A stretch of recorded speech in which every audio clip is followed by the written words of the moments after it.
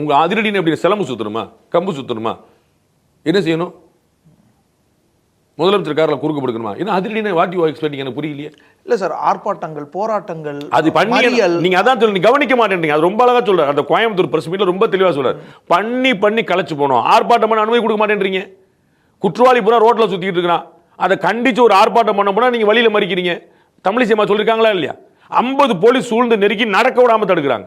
ஏன்னா அவங்க வள்ளூர் கோட்டத்தில் ஆர்ப்பாட்டம் பண்ண போறாங்க, அவங்க சாலை மறியல் பண்ணல, மவுண்ட் ரோட்ல நிக்கல, காமராஜ் சாலையில் நிக்கல, பூந்தமல்லி சாலையில் நிக்கல, பப்ளிக்கை டிஸ்டர்ப் பண்ணல, அனுமதிக்கப்பட்ட இடத்துல போறாங்க. அந்த போராட்டத்துக்கு அனுமதி கொடுக்கல. உங்களுக்கு என்ன பிரச்சனை? ஒரு 1/2 மணி நேரம் பேசுவாங்களா, தொண்டை தண்ணி பேசுவாங்க, கிளம்பி போயிருவாங்கல்ல, அதையும் கொடுக்க மாட்டேன்றீங்க. அப்ப நீங்க பப்ளிக் டிஸ்டர்ப் ஆகக்கூடாது. எப்படி டிஸ்டர்ப் ஆகும்? வள்ளூர் கோட்டம் நீங்க அனுமதிச்ச இடம் தானே.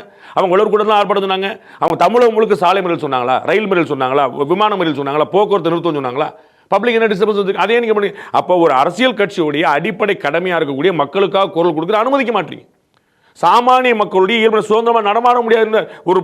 ஒரு குழந்தை வந்து அண்ணா யூனிவர்சிட்டி கேம்பஸ்குள்ள இருக்க முடியல பாதுகாப்பா.